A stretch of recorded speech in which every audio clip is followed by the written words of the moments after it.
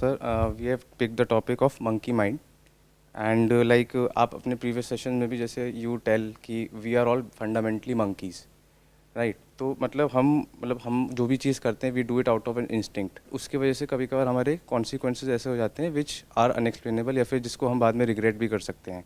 तो कैसे हम अपने माइंड को उस तरह से चैनलाइज कर पाएँ ताकि हमारे वो एफर्ट्स जो भी हमारे एक्शन है they have some constructive output instead of like something like जो हम ना चाहें। मैं ऐसे एग्जाम्पल देख के ऐसे बोल रही हूँ कि जैसे हम अभी कुछ भी कर रहे हैं और जैसे हम एक्सरसाइज कर रहे हैं और हम मेरे साथ ऐसा होता है कि मुझे अब नेक्स्ट ये करना है, नेक्स्ट वो करना है, तो वो ठीक है कि नहीं है, क्योंकि मुझे लगता है उस वजह से क्या होता है कि मैं उस सिचुएशन को 100% शायद नहीं दे पाती हूँ, उसको इन्जॉय नहीं कर पाती हूँ। ऐसा कुछ प्रॉब्लम मुझे लगता है इसमें। मेरा कंसर्न ये है कि कभी कभी हम डिसाइड करते हैं कि ये काम मुझे नहीं करना है, लेकिन होता क्या है कि थोड़े थोड़े टाइम बाद आप बहुत सारे लोग आपको बोलने लगते हैं कि भाई ये चल ये कर लेते हैं, तो कहीं ना कहीं मंकी माइंड वहाँ पे आ जाता है कि चल हाँ करने में कोई बुराई तो नहीं है। या फिर आप दूसरों को देखते करते हुए, तो वहाँ पे हमारा माइंड डिस्ट्रैक्ट हो जाता है कि मैंने डिसाइड किया था नहीं है, लेकिन मोमेंटरीली वो वहाँ से डिस्ट्रैक्ट हो जाता है। और उस टाइम पे अगर टाइमली एक्ट नहीं किया तो हो सकता है डिसीजन ले भी ले हम लोग। तो ऐसे कोई कॉन्सिक्वेंस जो हमारे लिए सही नहीं है, हम फिक्स हैं उस पर, लेकिन बिकॉज ऑफ एक्सटर्नल इन्फ्लुएंस उसको कैसे कंट्रोल करें। ये जो टॉपिक है मंकी माइंड, इससे पहले आपने मेरा वाला जो सेशन देखा है आपने, जिसमें मैंने मंकी के बारे में बात करी कि फंडामेंटली हमारी जो पर्सनालिटी है, पर्सनालिटी वाला एक सेशन है, brainstorming session. At a most fundamental level अगर आप देखेंगे तो वी आर ऑल मंकीज। अगर इस बात को हम एक्सेप्ट कर पा रहे हैं और गहराई से समझ पा रहे हैं तो हमारी खुद से बहुत ज़्यादा एक्सपेक्टेशन नहीं होगी, उतनी ही होगी जितनी एक्चुअल में होनी चाहिए। हमारे में और बंदरों में क्या फ़र्क है कि हमारे पास में थॉट है, थॉट उनके पास भी है बट बहुत ही रूडिमेंट्री लेवल पर है। जैसे अगर जंगल में शेर आता है या कोई ऐसा जानवर आता है जिससे कि उनको खतरा है, तो उनकी अपनी एक लैंग्वेज है जिससे वो आपस में कम्युनिकेट करते हैं और एक दूसरे को अलर्ट करते हैं। तो आपस में बात करते हैं, कम्युनिकेशन है, तो ये नहीं कह सकते कि वो सोचते ही नहीं है, लेकिन बहुत ही बेसिक लेवल पे सोचते हैं। प्लेजर और पेन से रिलेटेड ही उनका दिमाग चलता है कि इसमें पेन होगा तो इसको अवॉइड करो, इसमें प्लेजर है तो इसको सीख करो। यहीं तक बंदरों का दिमाग चलता है। तो हमारा भी तो ऐसे ही चलता है। क्या हमारी पूरी लाइफ को अगर आप ध्यान से ऑब्जर्व करोगे, is it not centered around this phenomena of pleasure and pain? सुबह से रात तक आप जो भी कुछ करते हो, that is for what? That is for pleasure and pen.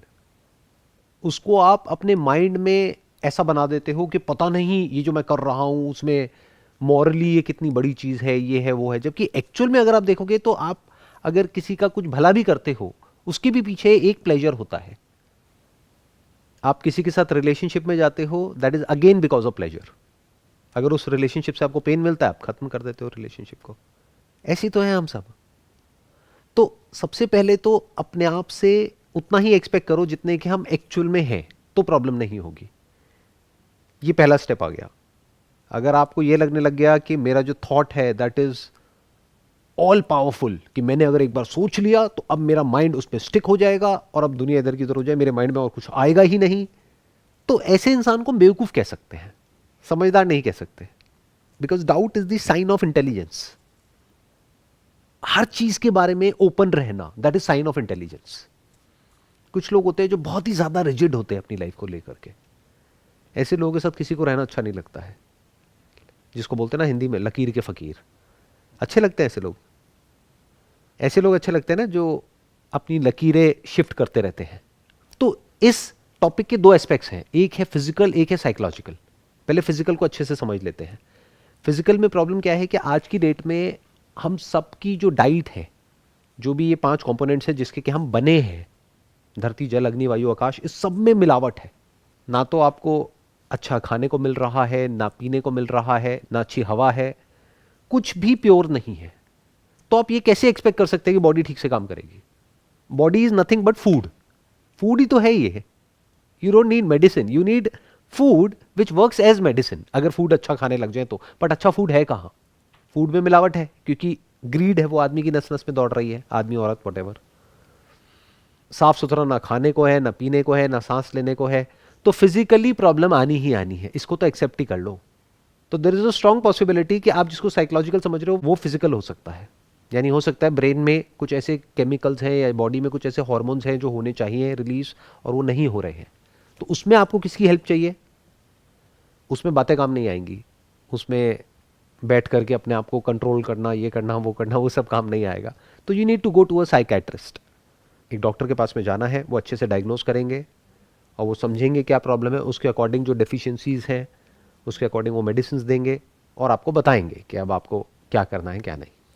इसको मैं ऐसे ऐसे बोल सकती हूँ कि जैसे ये मंकी माइंड को कि डिसीजन मेकिंग में प्रॉब्लम करता है ये, तो अगर हम एक्सेप्ट कर लेंगे कि हाँ ठीक है हमारा मंकी माइंड है, हम ऐसे मतलब होएगा, ये नॉर्मल है हमारे लिए, हम इधर उधर डाइस ही रहेगा हमारा डिसीजन, लेकिन ये लॉन्ग टर्म के लिए तो अच्छा नहीं है, हमारी ग्रोथ के लिए भी अच्छा नहीं है अगर हम इसे एक्सेप्ट करके बैठ जाएं कि ये होता ये रहेगा। एक्सेप्ट करना या ना करना कोई ऑप्शन नहीं है, ये फैक्ट है। आपने ये टॉपिक चूज किया, इसका मतलब यही है कि माइंड जो है उसकी धज्जियां उड़ी हुई है, माइंड में कुछ भी चलता रहता है। तो इसको आप चाहे एक्सेप्ट करें या ना करें, दैट इज अ फैक्ट। जैसे आग में हाथ लेकर के जाओगे तो हाथ जलेगा, इसको आप चाहे एक्सेप्ट करें या ना करें, ये चाहे आपके लिए अच्छा है या बुरा है, बट फैक्ट इज फैक्ट। तो सबसे पहले तो फैक्ट को फैक्ट की तरह देखो। आई एम नॉट सेइंग कि इसको एक्सेप्ट कर लो और यहीं पे रुक जाओ। मैं ये कह रहा हूं पहले तो इस सच को देख लो कि ऐसा हमारा माइंड है। At a psychological level there is lot of suffering that is there is lot of disorder, there is lot of chaos. Mind बिल्कुल भी स्टेबल नहीं है। एक सेकंड में कहीं होता है, अगले सेकंड में कहीं और होता है। एक सेकंड में कुछ अच्छा लग रहा होता है, अगले सेकंड में बुरा लग रहा होता है। एक मिनट में लगता है कि इसके साथ रहना है पूरी जिंदगी, अगले मिनट में लगता है छोड़ो इसको। जॉब एकदम अच्छी लगने लग जाती है, एक दिन ऐसा लगता है इससे बढ़िया तो लाइफ ही नहीं है, अगले दिन ऐसा लगता है लाइफ ही बेकार है, लाइफ को ही खत्म करो। ऐसा होता है या नहीं होता है? तो I am saying it's not an option, it's a fact. Let's look at it as it is. जब आप इसको देख लेंगे अच्छे से, अब हम उसकी रूट कॉज को समझने की कोशिश कर रहे हैं। पहले तो आप ये एक्सेप्ट करो कि प्रॉब्लम है माइंड के लेवल पे। अगर आप ये कहते हो कि कोई प्रॉब्लम ही नहीं है तो बात ही खत्म हो गई, फिर तो ये टॉपिक ही बेकार हो गया। बट इफ यू से and you can see, not just saying it, but if you can see that कि माइंड के लेवल पे क्या इश्यूज हो रहे हैं, देन कम्स द क्वेश्चन कि इसका सोल्यूशन क्या है। पहले प्रॉब्लम को समझते हैं, फिर सोल्यूशन पे आते हैं। तो प्रॉब्लम मैंने क्या कहा, आज की डेट में जो एक बहुत बड़ी प्रॉब्लम है वो है फिजिकल। इसको हम अंडर एस्टिमेट नहीं कर सकते।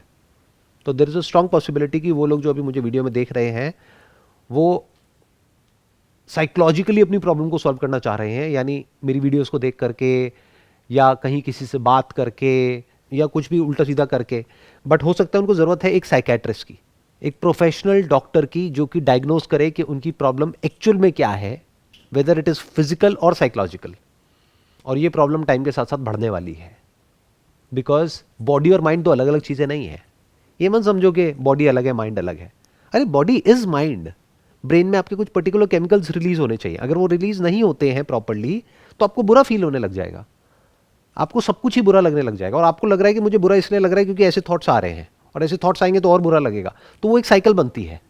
तो अगर ये 1-2 महीने तक 3 महीने तक इस तरह के थॉट्स आते हैं, जैसे किसी के माइंड में मान लो सुसाइडल थॉट्स आ रहे हैं और उसको यही नहीं पता है कि क्यों आ रहे हैं, या पता भी है तो वो स्टेट बनी हुई है, या तो है 1-2 बार वो थॉट आया चला गया, दैट्स ओके।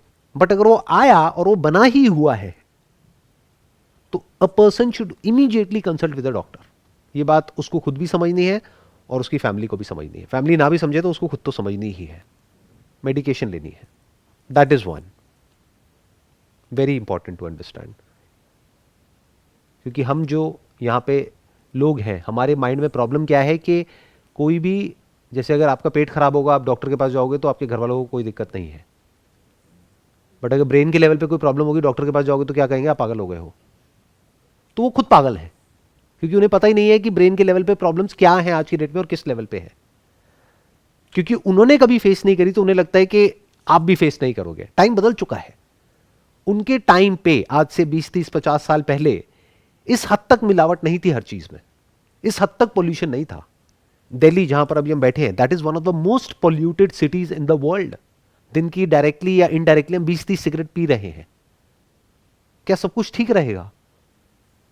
बिल्कुल ऐसा है कि अगर आपके हाथ पे कुछ गर्म लगाएंगे तो जलेगा ना, जलेगा तो वहां पे निशान पड़ेगा ना, दर्द होगा ना, जलन होगी ना। अब आपको लग रहा है नहीं नहीं ये साइकोलॉजिकल है, मैं माइंड से इसको कंट्रोल कर लूंगा। अरे वो माइंड से कंट्रोल करने वाली चीज नहीं है, वो फिजिकल है। उसके लिए दवाई की ज़रूरत है, आपको एक पेन किलर की ज़रूरत है और उस पर कुछ मेडिकेशन लगाने की ज़रूरत है, तब वो ठीक होगा। अब आते हैं दूसरे एस्पेक्ट पे, विच इज़ साइकोलॉजिकल। पहले तो सबसे पहले मैं आप तीनों से पूछना चाहूँगा, क्या कोई प्रॉब्लम है साइकोलॉजिकली? क्या माइंड स्टेबल रहता है, एक जगह पे टिका रहता है? सो माइंड डेफिनेटली स्टेबल तो नहीं रहता है, मतलब बिकॉज बाय नेचर माइंड ऐसा है कि it has to move from one state to another. Like उसमें कुछ ना कुछ थॉट्स कंटिन्यूसली आते रहते हैं, मतलब हमारे अंदर थॉट्स ऐसे आते रहते हैं जो जिस टाइम पे नहीं आने चाहिए। लाइक जैसे हम कोई ऑफिस का अपना कुछ काम कर रहे हैं, हम एक फोकस करके उसको करना चाह रहे हैं, बट समवेयर कुछ अलग थॉट ऐसा आ गया जिससे वो हमारा काम इम्पैक्ट हो गया। मतलब डे टू डे रूटीन है, मतलब अगर वो इम्पैक्ट हो रहा है तो वो चीज़ हमारी ना हो पाए, तो उसके लिए हम मतलब क्या कर सकते हैं। ये तो बेसिकली क्या हो गया कि हम एक काम कर रहे हैं, बार बार हमारे माइंड में कोई थॉट आ रहा है, वो भी थॉट तब आता है जब कोई प्रॉब्लम चल रही है लाइफ में। फॉर एग्जांपल हेल्थ से रिलेटेड प्रॉब्लम है तब थॉट्स आते हैं, घर में लड़ाई झगड़ा हो गया तब ऐसे थॉट्स आते हैं, कोई एक्चुअल में फाइनेंशियल प्रॉब्लम है तब थॉट्स आते हैं। जब कुछ नहीं हो रहा होता है तो हम अपने कंफर्ट जोन में होते हैं, नॉर्मल अपना काम चल रहा होता है। तो ये कोई बहुत बड़ा इशू नहीं है, ये तो सबके साथ होगा ही। मतलब ये तो बिल्कुल ऐसा है कि अगर कोई प्रॉब्लम होगी तो उससे रिलेटेड थॉट्स आएंगे ही ना। दांत में दर्द होगा तो दांत से रिलेटेड थॉट्स आएंगे ही ना, दर्द से रिलेटेड। ऐसा कैसे हो सकता है वो ना आए? But I am talking not at a surface level, I am talking at a very deeper level, कि फंडामेंटली क्या आप देख पा रहे हो कि माइंड के लेवल पे क्या इशू है, या कोई इशू है भी या नहीं है? सर इशू तो डेफिनेटली है, बट वो समझ नहीं पा रहे हैं, मतलब कि एग्जैक्टली मतलब उसको उस डेप्थ में जाके हम उसको कैसे मतलब उसको निकाल मतलब देख पाएँ। द प्रॉब्लम इज कि we are ignorant of the fact कि डीप विद इन साइकोलॉजिकली किस लेवल के क्या क्या इश्यूज है। वो तब पता लगता है जब वो सिचुएशन आती है और सब कुछ आउट ऑफ कंट्रोल हो जाता है, तब पता लगता है कि किस में कितना दम है। उस वक्त जब वो टाइम आता है, जब सब कुछ ठीक चल रहा होता है, तब कोई दिक्कत नहीं है। आप बताइए, आपके क्या थॉट्स हैं इसके बारे में? मेरे साथ होता है कि कभी कभी मुझे पता नहीं बहुत अच्छा लगता है कि कॉन्फिडेंस सब रहता है, एकदम से सेल्फ डाउट हो जाता है कि मैं जो कर रही हूँ वो सही है कि नहीं। सेल्फ डाउट तो होगा ही। It is a sign of intelligence कि जो हम कर रहे हैं उसमें हमको डाउट होता है। जैसे एक टेररिस्ट है, उसके माइंड में कभी डाउट नहीं होता कि मैं जो कर रहा हूँ वो सही है गलत है। तो जो भी आप कर रहे हो उसके प्लस माइनस है, ना करने के भी प्लस माइनस है। जैसे ही आप कुछ करोगे और आप अगर इंटेलिजेंट हो, यानी कि आप एक सिचुएशन की हर साइड को देख सकते हो, नैरो माइंडेड नहीं हो कि बस एक ही तरीके से चल रहे हो। जैसे घोड़ा होता है, उसके यहाँ पे वो लगा दिया, अब वो ना लेफ्ट देख रहा है ना राइट देख रहा है, सीधा सीधा चल रहा है, तो उसको कोई डाउट भी नहीं आ रहा, उसके माइंड में कोई कंफ्यूजन भी नहीं है, वो सीधा सीधा चलता रहेगा। तो self doubt is not a problem. Because of this self doubt थोड़ी बहुत एंजाइटी ट्रिगर हो गई, that is not a problem. I am asking at a deeper level, is there any problem? Can we see that? Not able to see any problem at a deeper level, but there is a problem at surface level, that whenever I try to meditate, I mean when I sit, not able to sit more than 5 minutes. But then, as I've heard in your session, ki being present at any moment is meditation. So that is fine. Whenever I'm taking any session or taking any trainings, or whenever I'm preparing any content, then I'm present, fully present. So if meditation is being present, then why do we need to sit in the meditation holding our breath? And if I sit there, then the monkey mind comes in. अगर आप actual में समझना चाहते हो ना कि problem क्या है माइंड के लेवल पे, या ये मंकी माइंड एक्चुअल में क्या है, तो आपको बैठना पड़ेगा।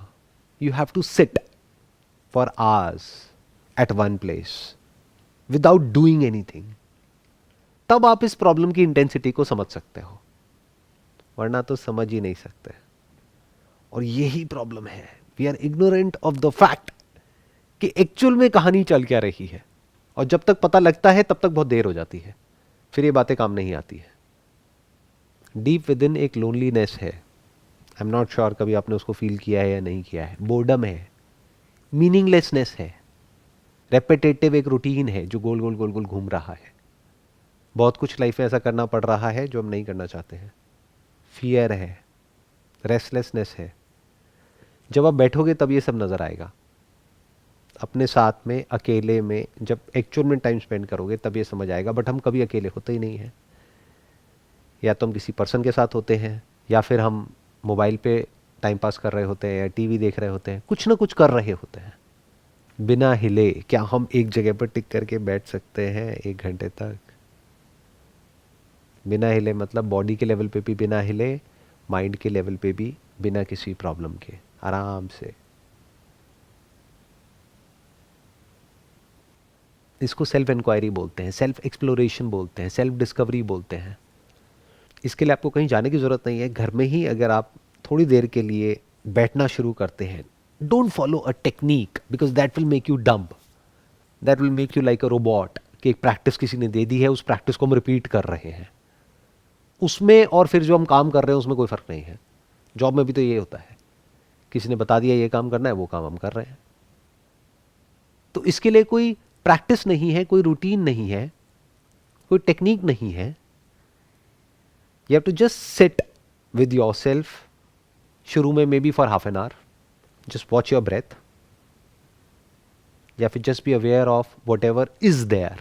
जो दिख रहा है बस वहीं तक देखो, सुनाई दे रहा है तो सुन लो, कोई थॉट आ गए तो आ गए, चले गए तो चले गए।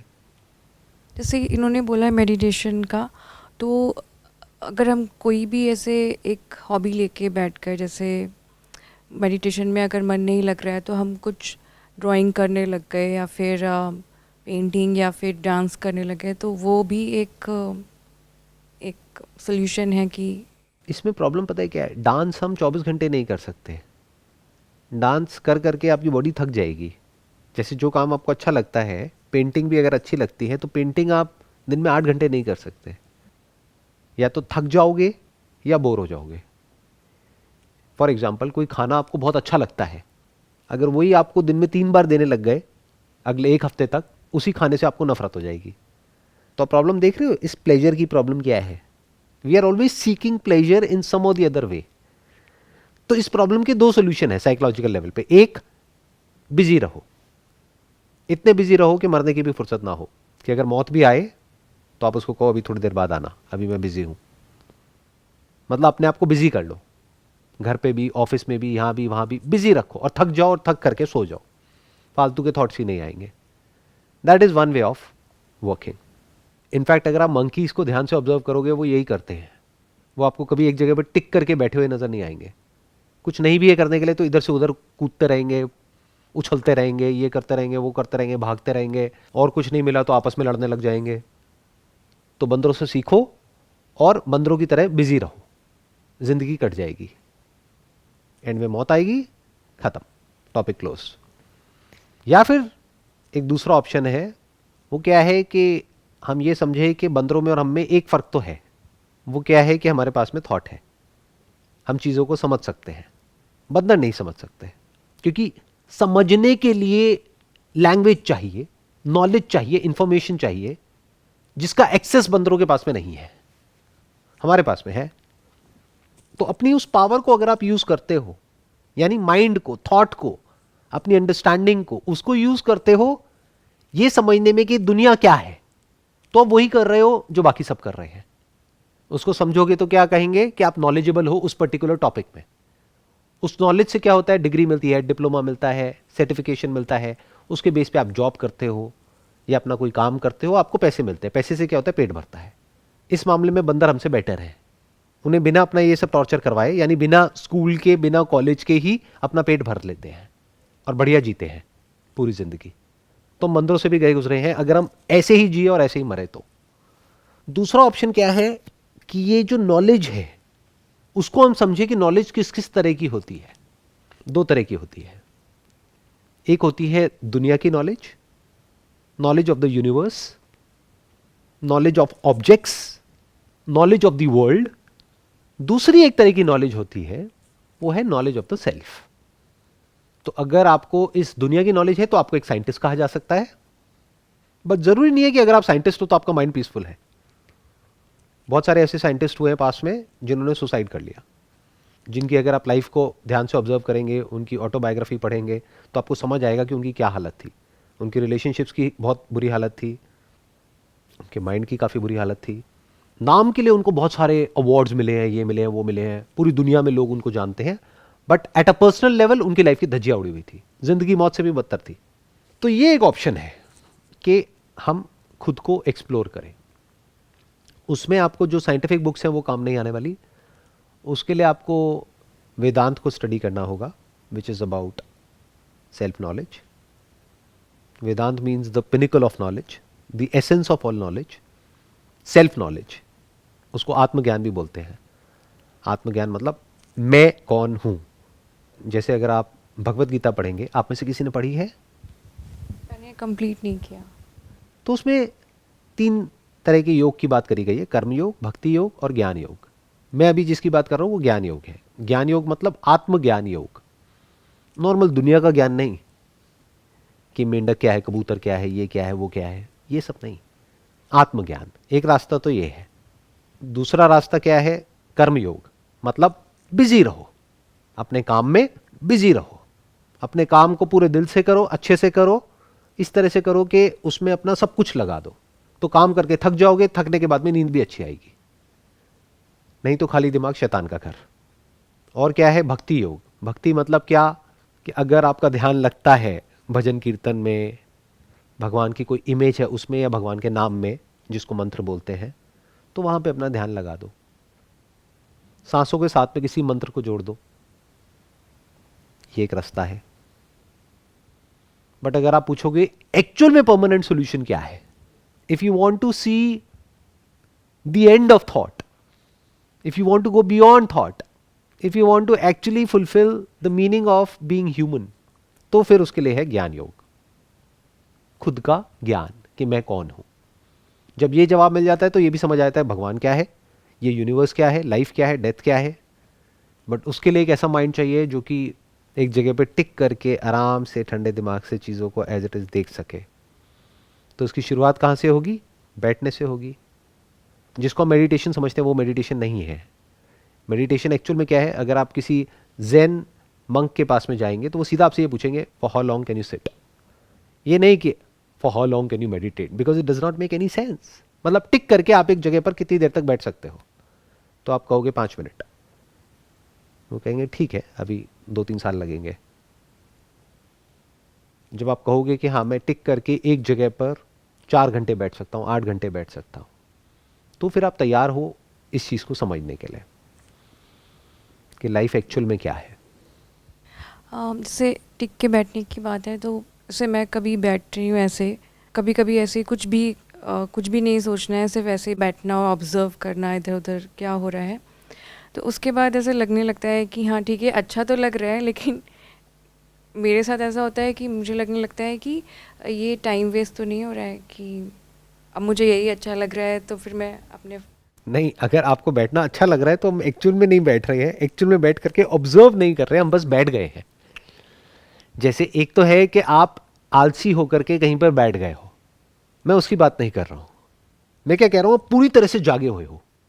तो जब आप जागोगे तब आपको दिखेगा कि अंदर कितना कचरा है माइंड के लेवल पे।